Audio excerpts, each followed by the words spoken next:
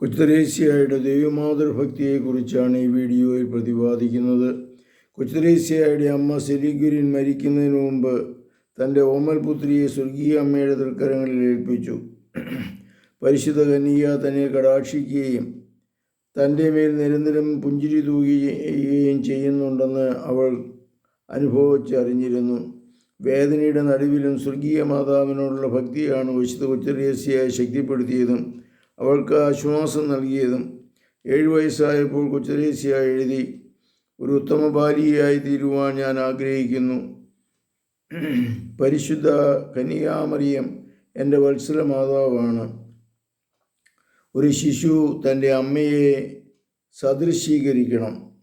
ജീവിതകാലം മുഴുവൻ കൊച്ചുത്രേസ്യ പരിശുദ്ധ മാതാവിൻ്റെ പുത്രിയായി സ്വയം കരുതി.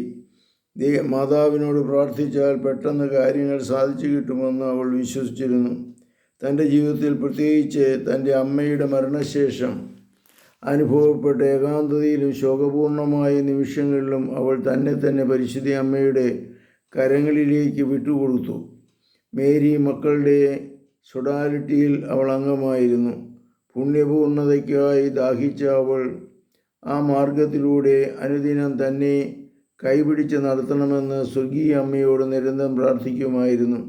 ഏതൊരു ജോലി തുടങ്ങുന്നതിന് മുമ്പ് പരിശുദ്ധ അമ്മയോട് പ്രാർത്ഥിച്ചിരുന്നതായി ആത്മകഥയിൽ അവൾ എഴുതുന്നുണ്ട്. പരിശുദ്ധ പരമദിവ്യകാരുണ്യത്തിന് നേരവും ആരാധനയും സ്തുതിയും പുകഴ്ചയുണ്ടായിരിക്കട്ടെ. യേശുമിശിഹായ്ക്കും സ്തുതിയായിരിക്കട്ടെ.